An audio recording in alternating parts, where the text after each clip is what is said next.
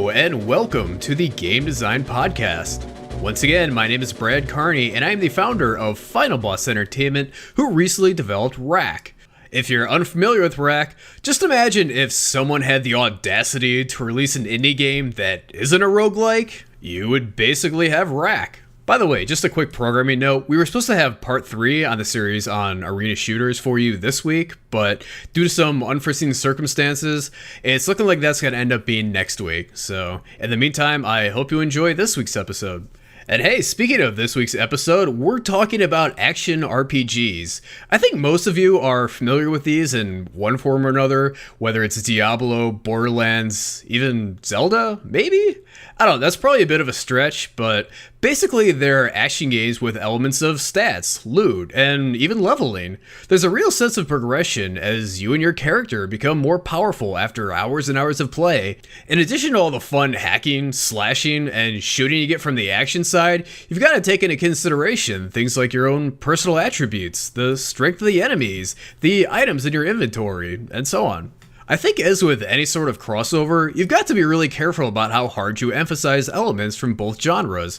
For instance, if you've got a strategy platformer crossover, and you expect people to be masters of both genres, you're probably not going to have a very big audience for your game. Instead of bringing in fans of either genre, you're more likely to only bring in fans of both. I think Diablo is an example of this done well. It's an action RPG, but the action is relatively simple.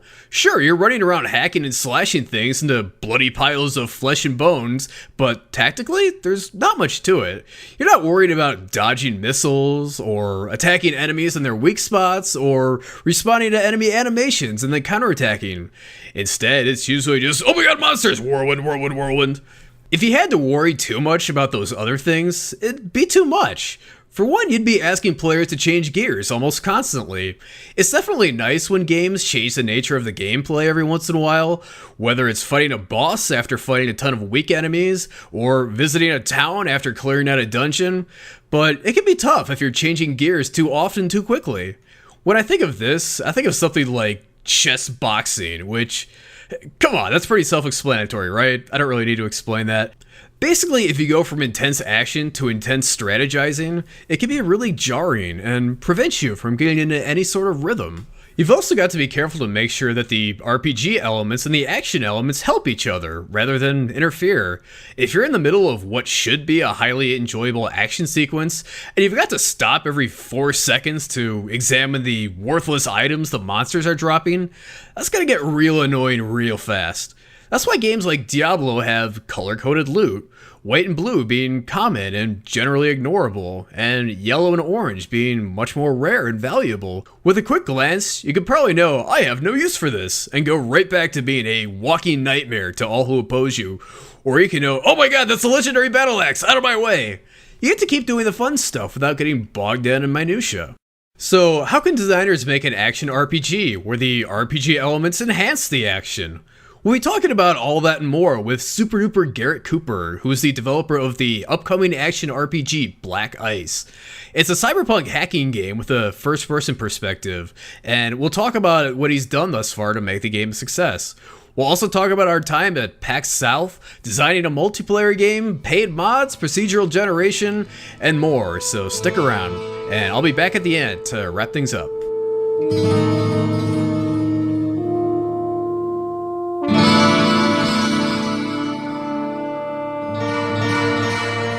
So why don't you tell us a little bit about yourself, what you do, a little bit about Black Ice, and the little bio on you. All right. So I'm Super Duper Garrett Cooper, and I make this game called Black Ice, which is a first-person shooter action RPG hybrid sort of thing. It's a cyberpunk hacking game, so I call it like a hack and shoot. Mm-hmm. For those who don't know, and I wouldn't really expect anyone to know this, but we actually shared a booth at PAX South just a few months ago. You were kind enough to offer space to me and a couple others. And we all were crammed into one little 10x10 booth, the 4 of us there. So that was a lot of fun. What did you think about PAX South as a whole? I enjoyed it. I mean, it was the first PAX that I'd been to. Cool. Yeah, and there was no indie mega booth there, so I was like, hey, why don't we just make our own thing? And I think we're all stronger for that. Yeah. We definitely did have our own little. I called it the indie mini booth while we were there. Yeah. I mean, that was a lot of fun. But yeah, I mean, we did get to meet like a lot of different, just kind of like general people who were there for the convention, and then some like people who were into streaming and doing YouTube videos and that kind of thing. Yeah. So it was a lot of fun. It really was. And yeah, PAX is great. And then it was crazy because it was so big at PAX South. And then I went and did PAX East like a month later. And it was like, oh my God, there's so many people here. So was that like a ton bigger than South or what? It was, yeah. The floor itself was, easily 4 times as big. Wow. And yeah, there were just a ton of people. Wow. Did you see a lot of the same people you saw at South? Like as far as like games that were being shown there? I did. I saw some of the same games, not all. Eric, the guy that was in our booth for Social Justice Warriors, he came to PAX East as well, but we weren't in the same booth that time. He was actually across the room with Cooler Master. But yeah, it was good times. Like I saw Life is Feudal was at both of them, and Gray Box and those guys were at both of them. Cool. Well, a lot of the really big games were at both. Yeah, I would imagine that. Was there any like big game that was there at like a big prominent game that was at East that wasn't at South? Blizzard's Overwatch game. Oh wow. Oh my God, wow. I got to play that game and it was so much fun. How is that? It's very similar to my own game. It's a first-person shooter game with RPG elements to it, although it's very much a competitive multiplayer game as opposed to a actual RPG. And It was great, and I was trying to go through and like try all the different characters. I like the big robot guy with the shield, but it was hilarious because I was trying to find somebody with like a fast-firing weapon that moves very quickly and like has cool movement abilities on top of just running quickly. And then I was like, oh, well, I'm just looking for the Black Ice protagonist in Overwatch. Yeah. But yeah, Razor is pretty close. Is that her name? Oh gosh, I don't remember. It's the British girl that teleports and stuff. It's not even out yet, so I mean, it's fine. But yeah, I mean, we have talked before on the podcast how it is important that like games that kind of offer like a bunch of different characters and everything. Like they have like characters that appeal to like everyone's different play styles. So it's like if you're a character who like prefers like a fast character, like the protagonist of Black Ice, then you have that option to pick from, and you have something that kind of complements like your own personal play style. Right. So absolutely. And yeah. So I assume if Blizzard is doing a good job, like they will have that character there. And I mean, maybe it was just a matter of like, you're not familiar enough with the game yet to kind of know like what all the characters do and how they work. So hopefully that kind of character is there. Yeah, absolutely. And with any game, providing a variety of play styles is pretty important. Definitely. Yeah. So you mentioned that Overwatch is a little bit like your game, Black Ice, in that it's a kind of like a first-person action RPG kind of thing. So I want to ask you like a little bit about kind of action RPGs in general. So these games, like they're kind of like hybrids, like kind of crossovers between kind of like an action game, and you're also kind of like including like RPG elements in that. So how do you kind of like balance like those two elements? Like you probably don't want it to be like too action heavy and also too RPG heavy. Otherwise, it kind of becomes exclusive. It's like the only way to enjoy the game is like if you're really good at action games and really good at RPG games. So it can be a little tricky. So I mean, how do you kind of like achieve that balance? Sure. Yeah. Well, I mean, as with anything, you're going to want to, reduce as much complexity as you can while still trying to allow for as much depth as you can get. So, for instance, you just need to make all of your abilities like very clear about what they do, that sort of thing, and just easy to use. So, like all of my abilities are just one-button things that, depending on how you hold the button down or let it go at certain times, like you can do different things, but you're right that you do have to balance out the action in the RPG. Like you need to make player skill important to keep the, in my case, the shooter elements as, important as you can. But, on top of that, yes, levels are definitely going to matter. So, I mean, you mentioned how skill is important. So, how do you handle it, like, when the player is fighting against monsters that are, like, a higher level than them? Like, if the player has enough skill, like, should they be able to win all the time? Or is it just kind of like, the monster's much stronger, like, they probably don't really have a chance. Like they're guaranteed to take some kind of damage, and like if the monster's a high enough level, like you're just gonna die from that. Well, I mean, depending on how high of a level we're talking here, because there is a great expanse of levels that you can get through. You absolutely can take on things that are higher than your level, and I want people to do that and be rewarded for it. But at a certain point, like the enemies start moving faster as you get up in a higher level, and much like games like Doom, Black Ice does rely on dodging things. So if you're not capable of getting away from things, then yeah, you're going to have a lot of trouble. Especially since like the enemy's HP goes up, and maybe you can kill them and you can get away from them, but if you can't kill them fast enough, then you're going to have trouble. Yeah, and I mean, you said like within limits. Like, as I recall from PAX South, like if you hack one of the shops, like aren't those like level 500 or something like that? Yeah, they're not quite so bad anymore. There's something like level 80 or so, but it's still way above the character. A little more fair, right? Yeah. But I mean, if you're good at getting your CC in, that sort of thing, you're good at timing things, you actually can do a pretty good job of hacking something that's way above your level, but it might take longer. And so, like, as far as like the enemy speeds and everything, is that always like relative to the player? Like, so like if you're like level 5 and fighting like a monster that's like level 50, like they're gonna move like way faster than you. But then it's like when you get to level 50, like does that monster like actually physically move slower, or?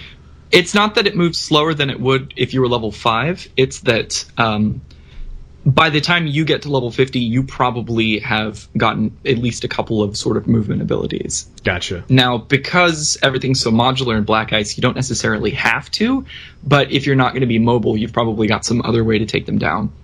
Right.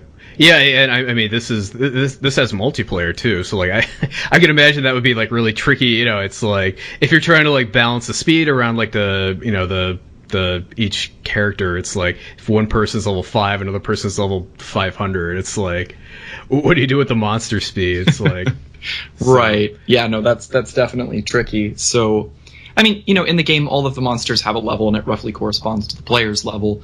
Mm-hmm. So it doesn't really matter what level you are when you try to attack them. It's just that, yeah.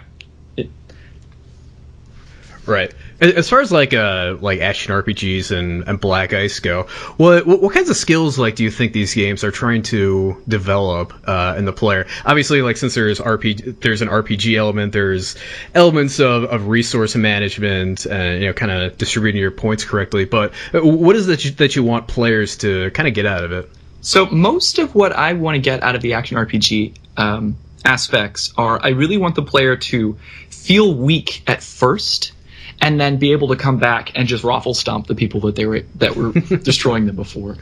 And I think that's really important to the cyberpunk genre as well, because in any sort of cyberpunk book, they talk about like, oh, that guy pulled a Wilson, and that means he just hacked something that was way too hard for him, and he totally got himself flatlined. Mm-hmm. And I want the player to be able to make mistakes like that and then go, oh, okay, maybe I should kind of like be a little more cautious here. And so that's why, even at the beginning of the game, you can walk straight towards the end of the game and just be like, all right, well, I'm going to try to hack this right now, and then just get horribly killed. Right. And a lot of players will do that just once, just to try it. Mm-hmm. Or the case of, at least the way it was at PAX South, go hack a shop with a, level 500 monster inside. Right. So, but then when they're strong enough to actually be able to like hack it for real, they feel really awesome because they totally got wrecked before. Yeah, I think that's a really good feeling. Kind of the feeling of like at one point, this area used to own me, this monster used to own me, and then like becoming more powerful and overcoming that, and then just being able to, what was the phrase you used? Raffle stomp them. Yes. Being able to go back and crush them. It's just a very satisfying feeling. It makes you feel like you've actually developed, like the time and effort you put in, right, has paid off, and it feels really good. Right. And on top of that, because I'm providing different ways for the player to customize their own build, they feel clever that they were able to set up this combo as opposed to just putting in the time to level up. Interesting. So it's like they kind of get some freedom and kind of how they so it's They feel like instead of like just grinding, they feel like, hey, you know, I guess I don't know how to phrase it, but you know, it's like they kind of crafted their skills in such a way that they were able to overcome the monsters and everything. Right. So it's not like a typical JRPG where you get like this set and then you get this other set and then you get this other set and they don't do anything different. It's just this one has slightly better stats as you level up. Right. You know, some MMOs will do that too. It's that, you know, you level up and you're like, well, I don't particularly like this laser gun, but I do like that shotgun that slows enemies down so that when they get close to me, I can shoot them with that shotgun so that I can get enough space on them so that I can use my sniper rifle to really wreck them. That sort of thing. Yeah. So it's like you have like a diversity of options, like as far as your loot goes and everything. So it's sort of like, let's see, how do I want to put this? But it's as far as like your loot goes, like you get to like pick different things with like different attributes. Yes. Instead of like, hey, you know, this one has higher, you know, more attack, more, you know, higher fire rate or whatever.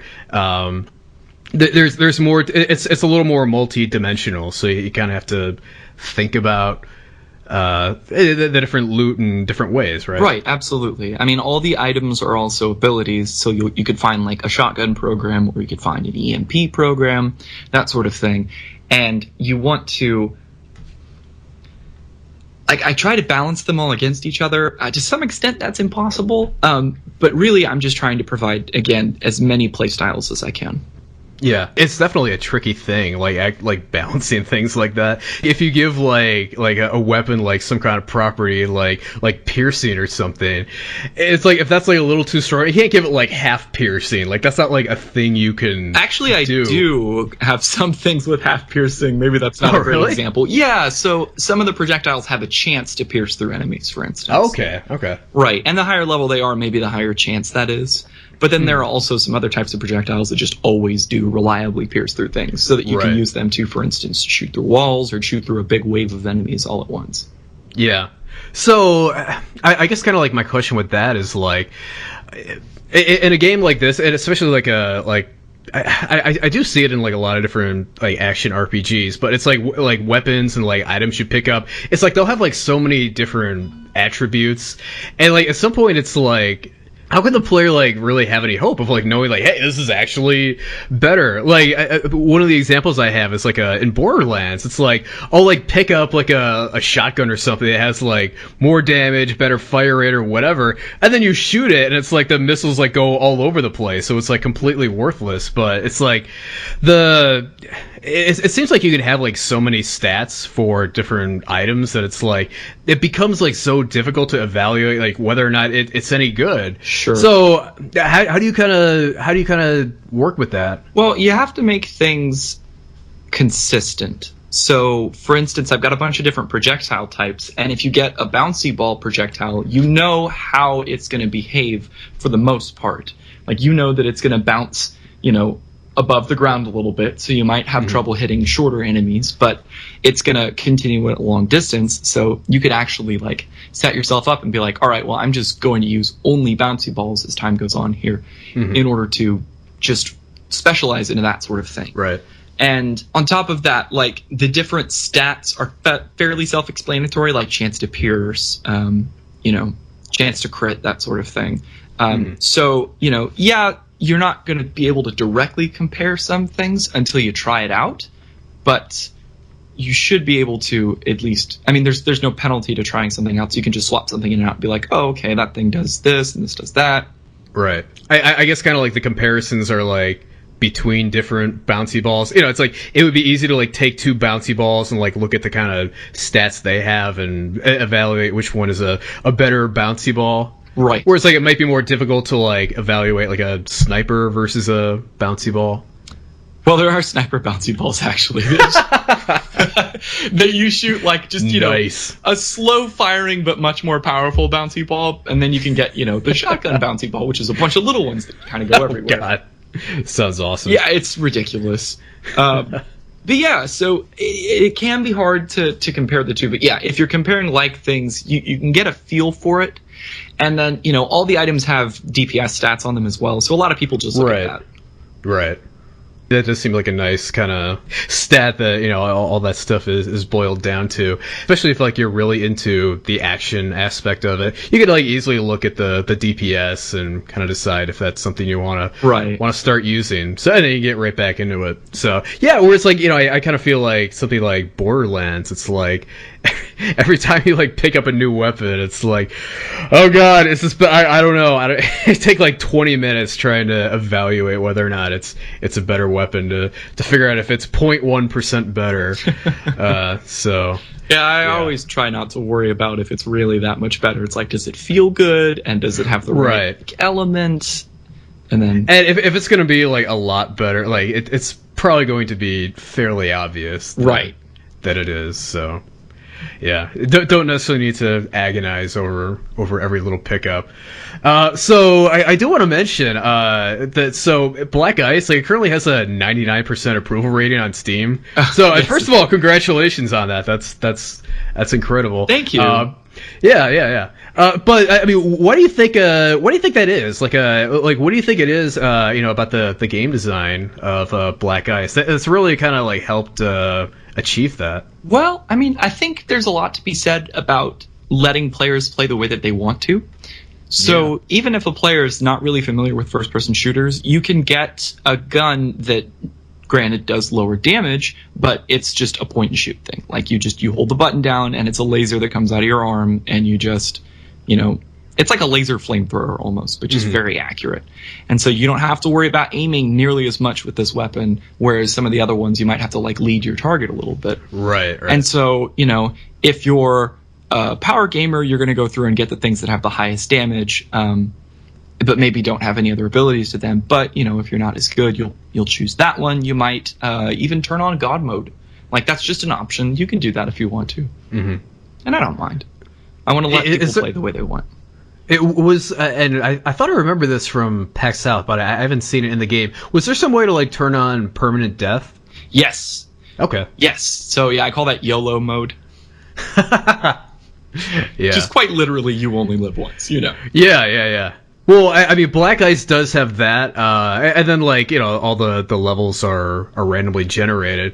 I didn't want to cut you off too much about, was there anything else that you kind of attribute Black Ice's success to, other than the appealing to different playstyles? Or I think a lot of people can see how, like, because the system is so modular, that I can go in a lot of different directions with it, and I think everybody really hopes that I'm going to add this one particular thing, or I'll add that thing, and they see the potential in the game, and so that's what they're banking on.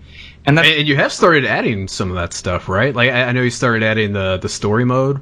Yeah, I don't know the story mode, but incorporating the story into the game. Yes, yeah. My wife is writing some of the story for the game, and she's. I mean, she graduated with an English degree. Like, she knows this stuff. Like, that's what she does. And she's been doing a great job so far. We've been putting up a new chapter every week, and cool. We thought a really good response to that. Oh, good.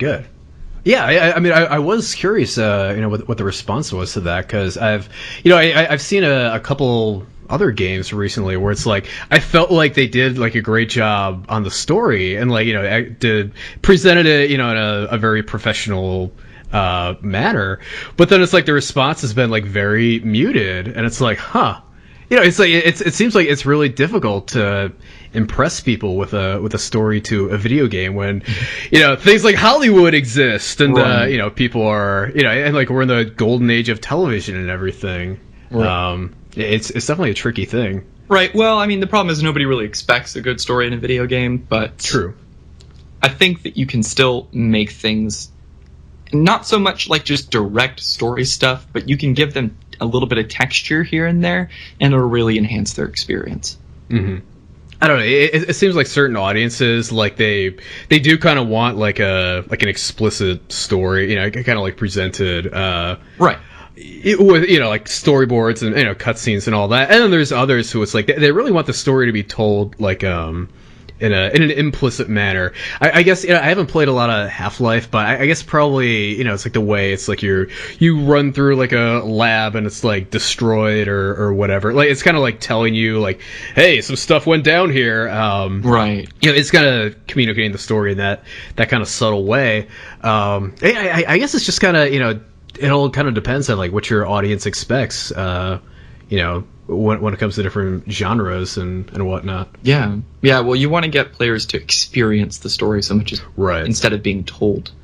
Yeah, especially with games being such an interactive medium. Exactly. I mean, very important. I'm glad all that stuff has gone right.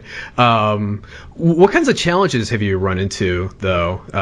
Things that you've tried in the game that people haven't responded to. Well, so a good example recently is I went through about 5 or 6 different iterations of making a jetpack.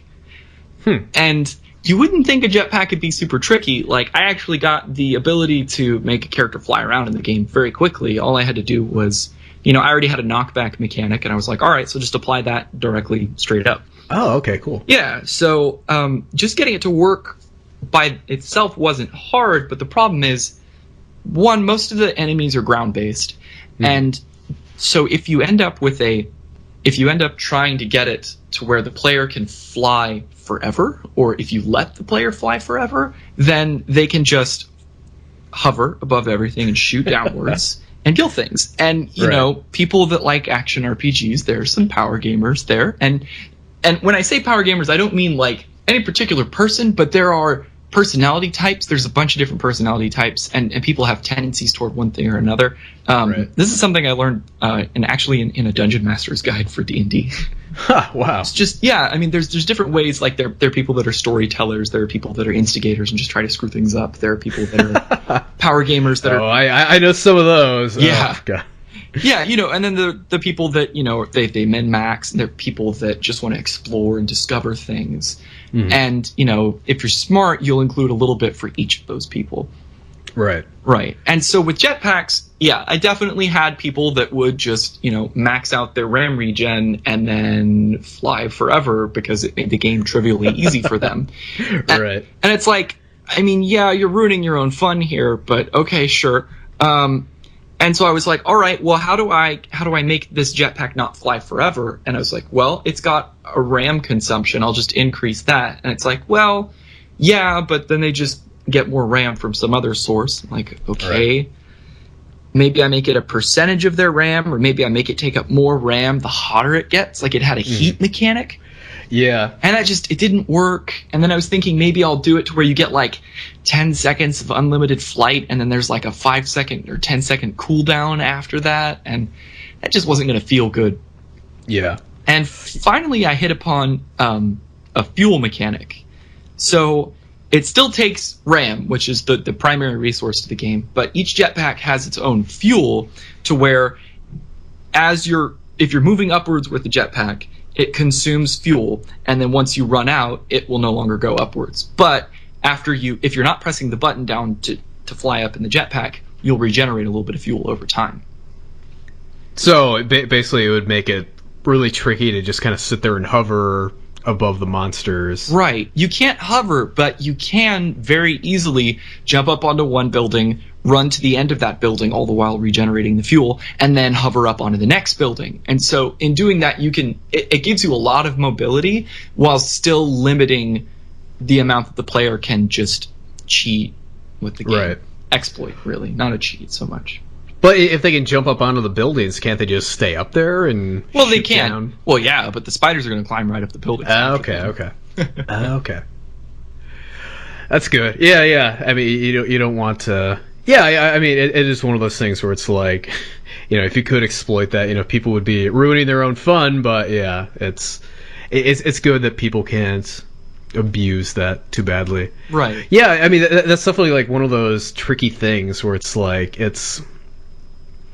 I mean, people don't realize, like, there's so many different things that can happen, like when you introduce like a new element to a game. Yes. It's I mean, God, what's the like biological term, like emergent properties. Yeah. That's what it is. But you know, it's, I mean, you do something and then you don't realize like it has like side effects, and it's like you don't necessarily know what those are ahead of time. You know, it would always like drive me crazy. You know, it's like I'd add something like to a game, and then it's like it causes something, and everyone's like, oh, how come you didn't know about that? I'm like, I'm not magic here. I'm not a wizard. Can't see the future. Right. Yeah, that's why I like to do I do weekly builds, and I have like a beta version that people can opt into on Steam. So it's not most people, but the people that want to help can go and do that.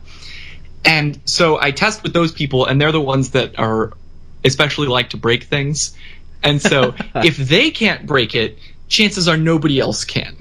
Right. So yeah, so when you find those little emergent properties, like let's see, what did we find out? We found out that like the mines, if you are running away from an enemy, you can plant a mine as you run, and then when the enemy walks up to it, it'll blow up the mine, which they take some damage. If it doesn't kill them, it'll knock them back a little bit, but it also knocks you forward a little bit, which makes it really useful for kiting. Oh yeah. Yeah. Huh. And I had never thought about that, and I saw some other player doing it. I was like, that's brilliant. Like, yeah. But yeah, I mean, does the mine damage you? Oh no, there's really no friendly fire. I mean, it's it's very much a Diablo style action RPG, and there's just so much going on that like it would be really bad if there was friendly fire. And you also end up shooting things that are right up next to you, and I really wouldn't want you to not be able to use area of effect weapons at point blank range. Gotcha. Yeah. Yeah. I guess. Well, I mean, if you didn't want friendly fire, I mean, then maybe like also the mine shouldn't knock you back. I mean, it's definitely interesting. I mean, that's one of those things where like as a designer, it's like when you're presented with this, you kind of have to make a decision. It's like, do we keep this or do we kind of work around it somehow? And I mean, that sounds like a cool thing to keep. Yeah, it's tricky for sure though to consider that. And like right now, you can't rocket jump in my game, but I'm thinking I probably should add that, even though it would knock you around in melee a little bit. But maybe again, you would want that. Right. Yeah, it would definitely give people more options, which I think is generally a good thing. Mm. Like, I mean, for instance, like, say they're fighting a bunch of stuff on the ground, they could rocket jump up onto a building and then kind of attack them all the way, until the spiders got up there, then jump down. And yeah, it'd give people more tactical options, which I think is nice. Absolutely. And, it's okay for certain things to have negative effects as well. So maybe you don't want to be knocked back because you don't want to walk outside the hack radius. Mm. But, maybe that's just the downside because the weapon's awesome otherwise. Right, yeah. You want to give them a reason to not press the button as much as press it. Right. But, I mean, stuff like that, it adds to balance. It's giving people more options, in a certain situation, and as long as like no one single option is like completely overpowered, then it's definitely a good thing. It encourages people to think and kind of evaluate the situation and all their options, which I think is certainly a good thing. Right. Absolutely. So yeah. So one other thing I wanted to mention, as while we're kind of on the subject of kind of tactical options and everything, is I was kind of talking in the intro about how like Diablo, like it's a very like hack and slash, RPG, and it's like because like there's all the RPG elements of it, there's levels and stats and loot and everything. Like you kind of have to like make sure the action like isn't too crazy. Like there's not too much to it tactically. I mean, like so it's you're not like when you're playing Diablo, like you're not thinking about like enemies' weak points or like responding to what an enemy's doing in a particular animation and then counterattacking. Like usually it's just, oh my god, monsters, whirlwind. Right. It's very simple, like from that standpoint. So I mean, to some extent, yes. And actually, one of the things they did in Diablo 3 as opposed to Diablo 2 is there were a lot more things where you could, so enemies would telegraph their attacks more, and so some of them would have really strong attacks, but it was really easy to see them coming. True. And so if you aren't stuck in place for some reason, then you would have to dodge out of the way. And And you're right that if there's a whole lot of frantic action, it can be hard to see that. But chances are, if, there really is a whole ton of action going on right now, then you're already in a position where you're not going to be in danger of that thing anyway. Right. Yeah. And I don't know. I mean, like, why do you think they did that? Like, did they think maybe Diablo 2 was a little too brain dead, or like? I mean, maybe to some extent, but I mean, you're right that you don't want to go too far in that direction because you don't want people to have to worry about, like, oh, am I blocking appropriately? It's like, well, you're attacking it 5 times a second. Like, what do you care if you block? Right. Yeah. And I'm sure some of that is just because, like, you're fighting against so many different monsters that it's like it would be difficult to, kind of like watch for like telegraphs from like 5 different monsters all at the same time. Right. And I will say, when Diablo does telegraphed attacks with their monsters, it's just a very few like large enemies that you're trying to take out specifically. Right. And I mean that makes sense. Otherwise, it's a little too overwhelming. But I mean, do you think there's like a problem with, like, if you're worried too much about like the action stuff, and then you have to like worry about, oh, this guy dropped a sword, let me stop everything and pick this up and evaluate it. Like do you feel like there's like it's bad if you're changing gears too much, or like? Well, you do want players to get attached to their gear to some extent, but you also want to propel them onwards. So you want them to change their gear out to a certain extent. So, like, I thought about giving some items like an XP of their own, like certain, like you can level up weapons in some games. But the problem with that is, interesting. Then you care more about getting that XP for that weapon that you like, as opposed to just moving forward and getting higher level loot. So right. Like, I've gone through great pains to try to force characters to always be challenging themselves, as opposed to trying to go back and take out the little things. Like, yeah, you can, but you're not going to get nearly as much experience, for instance, than if you just progress. Yeah, and I mean that kind of reminds me of one thing that I want to thank you for not doing, and that is having like the enemies and everything level up when you do. Oh, I hate that. Yeah. Oh my, that is my least favorite trope ever, and no need to name any other games, but it's just like any Elder Scrolls game, really. Do they do that too? Oh yeah, absolutely. Oh wow, that's. I mean, to me, like, it's completely. It's like, what's the point of leveling then? Exactly. It's almost like you don't want to. Like, right. I don't understand like what they're thinking with that.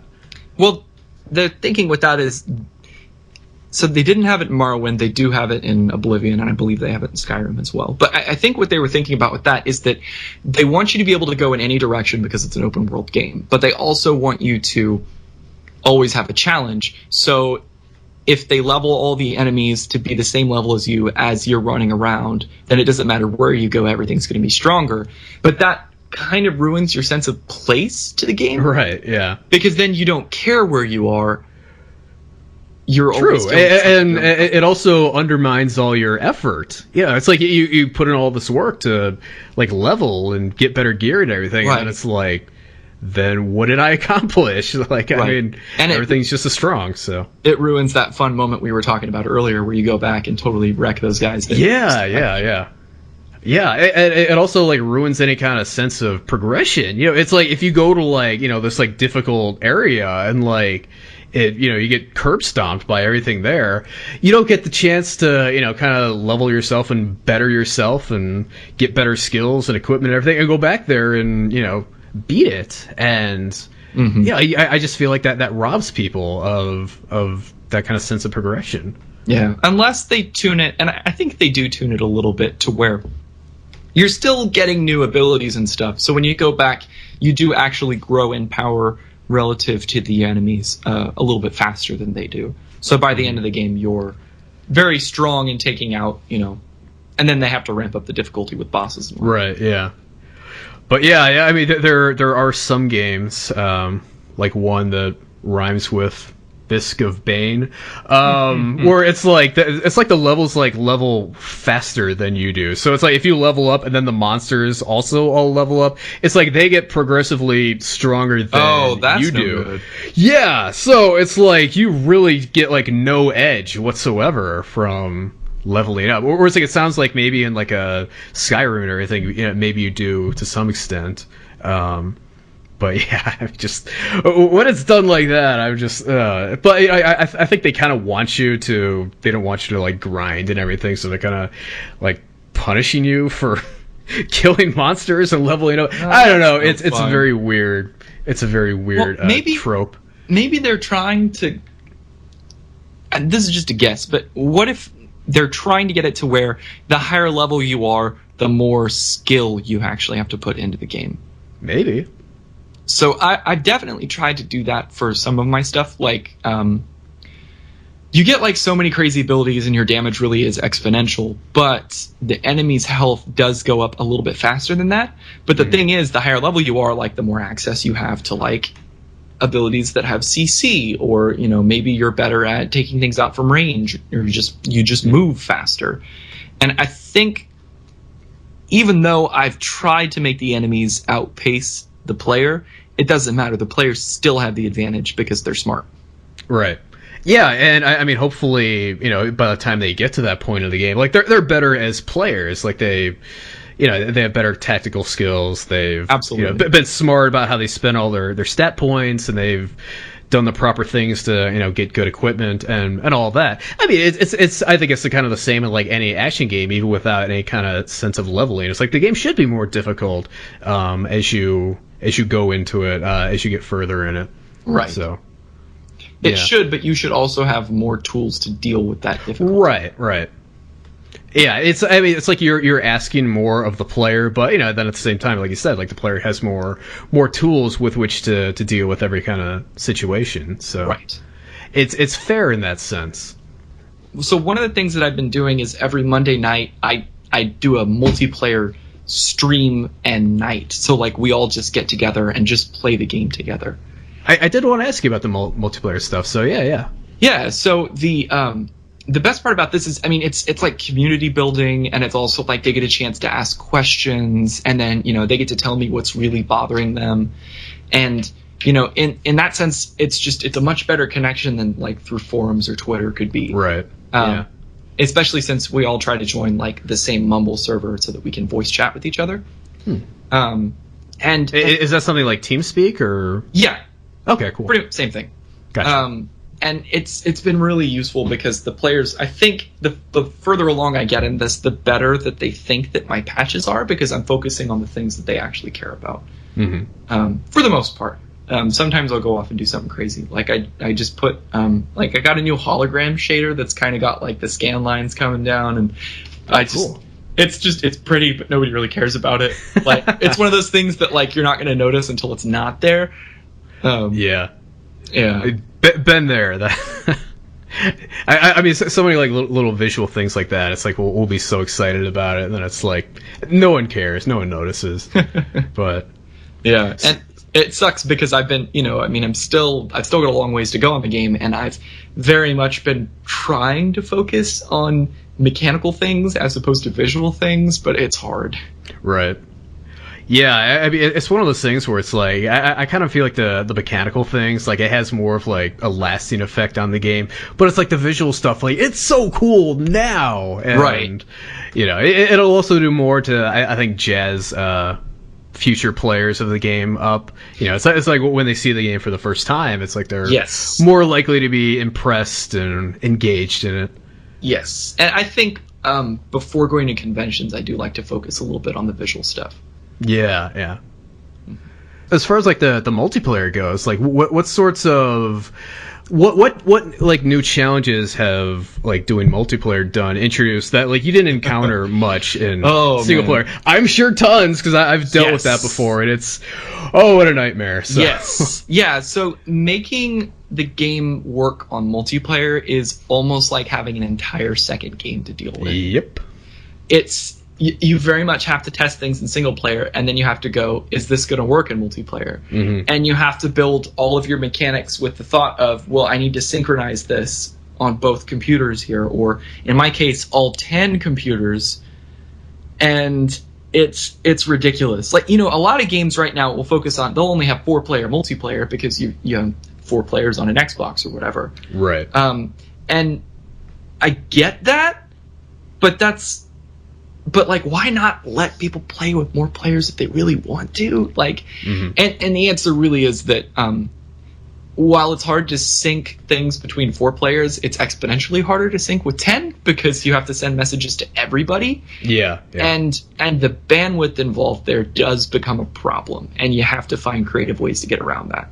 Oh, absolutely. And I mean, the other thing is, like, from having, like 10 players versus 4, like, when you have, like, okay, it's like, it's difficult enough to, like, get the game, like, properly balanced and, kind of get everything right for, like, 1 player. But then it's like, when you have to also account for anywhere between 2 and 10 players or whatever in the game, it becomes, like, that much more difficult. Like, right. even something like simple like loot, it's like, I mean, what do you do? Like, when there's 2 players, do you drop 2 things of loot? Do you drop 10? What if one person grabs all 10 things? I mean, what, there's well, in my case, a simple issue like that, it's like there's tons to consider. Right, absolutely.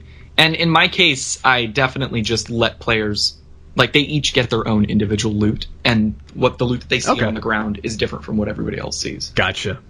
I do feel like that's the best way to do it. Yeah, it's just, I mean, Diablo 3 did it. I hadn't seen any other game do that before, and I was like, yes, all right, this is a good mechanic. I like that. And it's actually easier to do than trying to make it synchronized. Yeah. And then it's like, even then, like, and this kind of depends on, like, what your tone is as the designer, but it's like, I mean, you could easily have it where it's like, one thing drops, and then, like, both players have to fight over it, and there's, like, griefing, and, like, all that kind of stuff. And it's like, look, if that's what you're going for as a designer, that's, like, something you can do. But... Right. Well, that's the thing. Do you want to encourage conflict between players, or do you want to discourage that as much as possible? In my case, it's the latter, but if I were making, a multiplayer game where it was primarily PvP, I would definitely set it up to where only one player could get a certain item off of the ground. Yeah, I feel like a lot of the developers of really hardcore roguelikes would also set things up, because it just seems like there are so many roguelikes. Like, the tone of the developer is like, they hate you and they want you to die. Yeah. Well, yeah. And I don't think it's not hate. What it is that they, I know. They really want to give you not just a good challenge, but something that's almost impossible to win. Right, yeah. So when you do win, you feel super duper good. Right.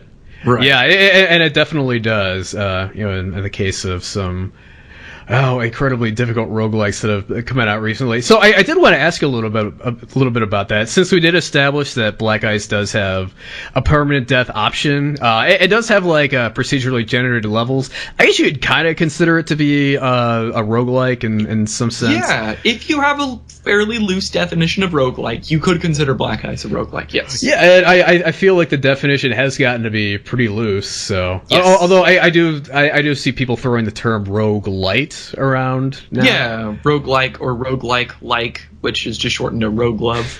Yeah. When you like someone. Yeah, exactly, yeah. But yeah, I mean, why is this you think that these roguelikes and roguelites, whatever, I mean, why is it you think those have gotten to be so popular recently? Well, to some extent, I think that the classic roguelikes, when you get one, you know what you're going to get. But every time you play a different roguelike, there are going to be some differences. Like, maybe every time you run through, the troll may not react to fire. Maybe the next time you only are able to use ice on him. Because everybody does it differently, and there are different little gimmicks, like how Desktop Dungeons is really more of a puzzle game than a roguelike in some ways. And so yeah, I think people like that they know what they're getting, but it's still going to be a little bit different, and so they're able to try it again. I know that developers like roguelikes because they're procedurally generated. And usually, the art doesn't need to be super complicated, right? And because they're turn-based in a lot of cases, I want to say that not necessarily that they're easier to develop, because I'm sure they're hard to balance and whatnot, but that a lot of the problems in making them are, like, known, Right. Yeah, and I mean, as someone who's working on one now, it's it's as far as like the content goes. Like I was kind of talking about this on the last episode of the podcast, but it's like I've kind of noticed that like players, unfortunately, like, if you like make a handmade level, most players generally aren't going to appreciate the the kind of thought and everything that goes into that. That's so true. I mean, if you could just like make something and just randomly generated, like they're going to value that as much as like something I've agonized for months over making. So it's, and because you can like generate those randomly, it's like you end up with like tons more content than you could ever hope to really do by hand. And I think that's something really like. It's, I mean, kind of what I've noticed, with making Rack, which was not a roguelike, is that people like really didn't want to like play the same kind of thing over and over again, or like at least like the same levels.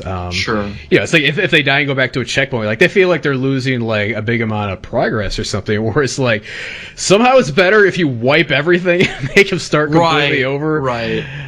Yeah, I don't understand it either. Even though they're starting from the beginning, they feel like, oh, well, this is just a completely different place that I need to explore now. Yeah. As opposed, and they don't feel like they're, oh my god, you're making me play through all this again. Because I mean, it's different to them. It's they're playing a totally different level, and and then they have to figure out new things about where they are. They got to relearn, kind of the layout and all that stuff. So right. And I don't know. I mean, the great thing about any sort of game with procedural generation is that they tend to be a lot better for early access. Yeah. Because, any one small change you make in a procedurally generated game, like say you come up with some sort of new room type, and it's like, well, if you did that in a game that was not procedurally generated, you're going to add that room in like a couple of spots, but you're going to have to like manually go into these levels and then add it there and then add that there. Or if you do it in a roguelike, it's like, all right, well, here you go. It's all over the dungeon, It can be there now at some point. Go test it out. Yeah. Right. Yeah, and I mean, I know that was one of the big problems that we had with Rack. Because it wasn't procedurally generated, most people, it's like once they played it, like they really didn't have a reason to go back to it, which I thought was unfortunate. So it's like even though we like completely redid things, we just put a crazy amount of work into the art style and oftentimes revamping things, redoing levels from scratch and all that. People didn't want to go back to it. They felt like they had already played it. They felt like they had already beaten it in some cases. Yeah, that's a shame.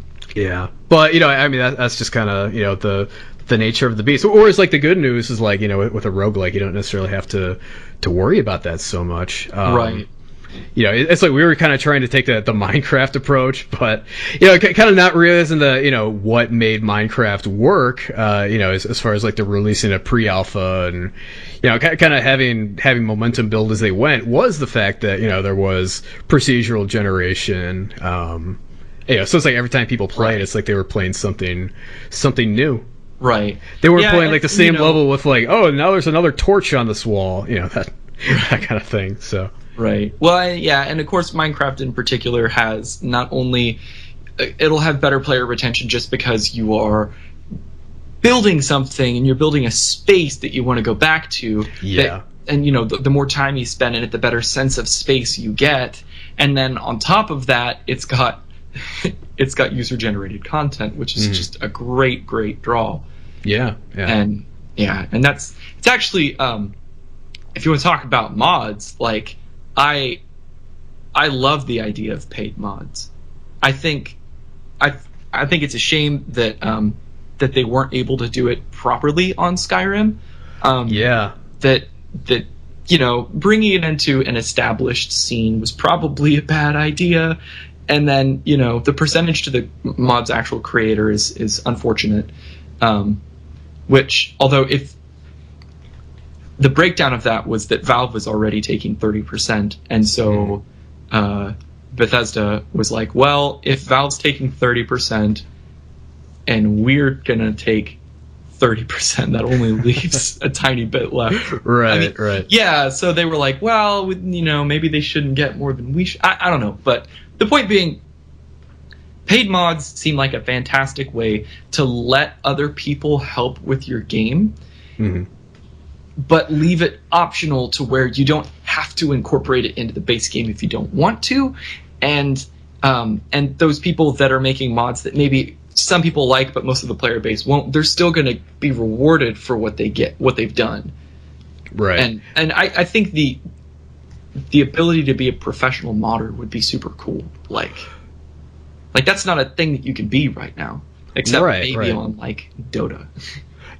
Yeah, pretty much. I mean, I think you would see kind of what we saw with the indie game scene. It's like once being an indie developer, making little indie games, it ended up being a viable career option. You saw like so many like really talented, absolutely hardworking people get into it, and I feel like everyone has benefited from that. And I kind of feel like if that same option was extended to modders, like we would see that same kind of thing. I think you'd probably see some people who were making entire separate games just go through and be like, all right, screw that, I'm just going to make mods now, because all I ever wanted to do, for instance, was I just want to create cool guns. Like that's actually what I like to do the best. So if I could make paid mods for Diablo, I probably would do that. Right.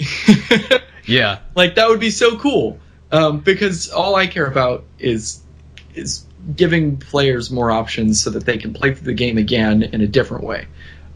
Exactly, and I mean it was the exact same with me. I mean, kind of how I got my start in all of this was basically making this big large scale Doom mod called Skulltag, which kind of it took the source code and it added multiplayer and capture the flag and all this stuff. And I mean basically the reason I had to walk away from it was because there was no way to monetize that. It was I couldn't make a living doing it, and eventually it was like got to put food on the table, got to have a career here. So I mean that's kind of why I went to the indie game scene, whereas I kind of feel like that's a shame because so many people loved the Doom community is still around because modding is so popular, and it's like if there could just be a way to kind of endlessly support that, kind of endlessly give people what they want, and I feel like that would work out for everyone. Right. It's like it benefits, the developers benefit, and also the players benefit. They get high quality content, for a game they already love, and it's like, it seems like win-win. Right. It just becomes essentially third party DLC. Yeah. But if I could speak English, the one thing you did mention that I really feel like is right on the head is the fact that they tried to introduce this to an established community that already had mods and everything. I really feel like that was kind of where they went wrong, because it was kind of like they were trying to put the genie back in the bottle. It was like people had already. Skyrim was already established as this huge success and already had a thriving modding scene. Right. So people were already used to there being, tons of free mods and content there. And then it's like once Valve kind of came out and said hey, now they can start charging for this. People were already used to getting things for free, so that just wasn't gonna jive with them. So I feel like something new, maybe the new Unreal Tournament 4. It's like if they started that right out of the gate with paid mods, I think something like that would have a much higher chance of success. Yeah.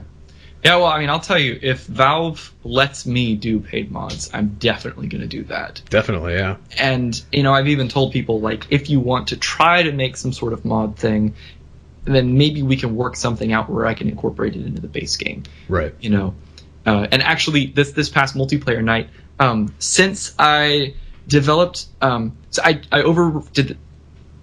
overhauled the save system to where it's essentially just a text file. Now it checks whether you've changed anything, and if you have, it'll mark you as a cheater, but you don't necessarily care about that if you want to play with things. So you can go through and just hack up your save and create new items, for instance, because your items are part of your save.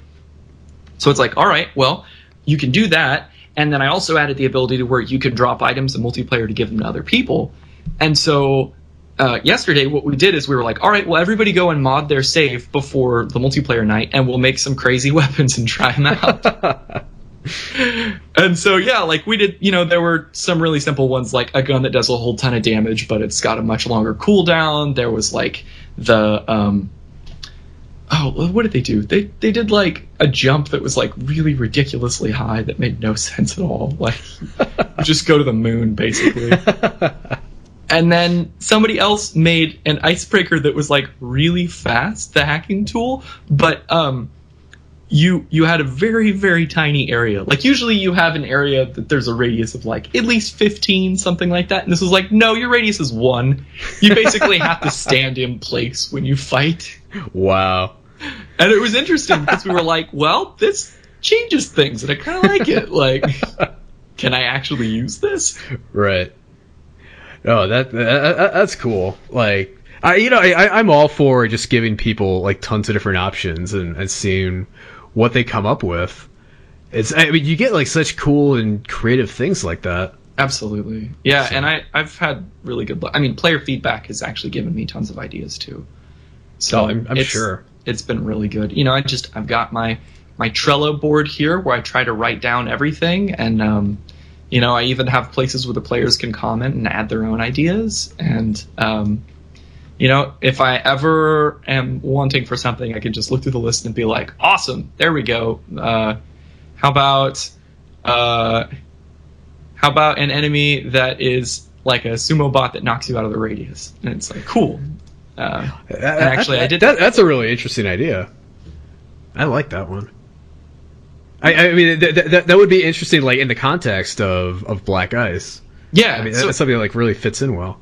So actually, the Ghost and the Shellfish enemy, he doesn't do a whole ton of damage. He's pretty slow, but he can soak damage. And if you don't kill him by the time he gets to you, when he punches you, it does push you back quite a bit, and that can move you outside the radius. Okay. So you kind of have something a little bit like that already. Right. Well, I mean, that was where I got the idea, though, was from talking to players. Gotcha. And, like, do you attribute... what do you attribute that to? Like, that kind of level of feedback and everything? Is it from, like, just, like, maintaining that relationship between you and the audience? Is it the multiplayer? Is it...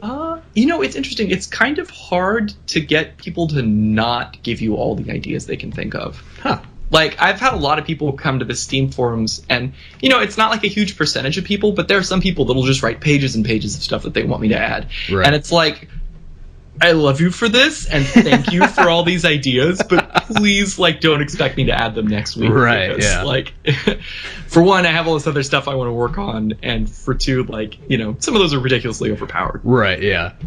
I think most people are pretty understanding that, we're not genies. We can't just wave our arms and put everything in.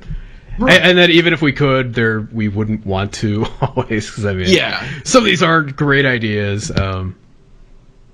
But yeah, no, I mean, I do feel like that's probably like there's an element of trust there. Like they feel like they can put stuff there, and they trust you to handle those in a mature manner. I don't know what word I'm going for here, but yeah. Yeah, like you're not going to shoot them down. You're not going to, the community isn't going to tear into them.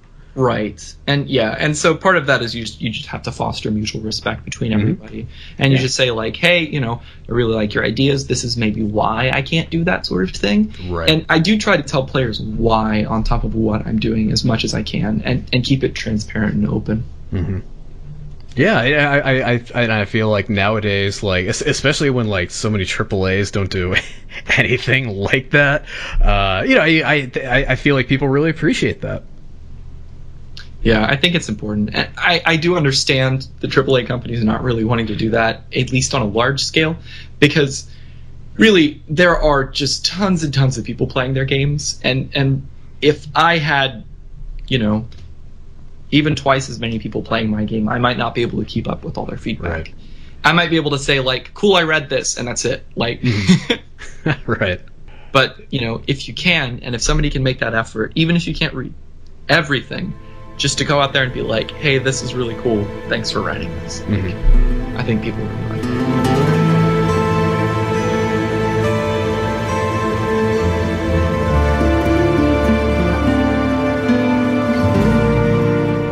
Alright, so that was my conversation with Super Duper Garrett Cooper. Very much enjoyed it, and was happy to talk with another developer about the frustrations of emergent properties. Design is not easy, folks. If you'd like to leave some feedback on this week's episode, I recommend the YouTube channel. I think for this kind of thing, it's best to kind of corral everyone in the same place, so YouTube, folks, YouTube. Before we go, I want to make sure I credit the music used in this week's episode. You heard music from the maybe action RPG, Ocarina of Time, and there's also music from Diablo and Torchlight. So lots of music this week from Matt. Is it Elman? I think it's German, so I'm going to go with Elman. Just going to completely ignore that first vowel. Alright, well, we'll be back next week with a new episode, hopefully wrapping up the series on arena shooters. Until then, I will talk to you guys next week. Bye.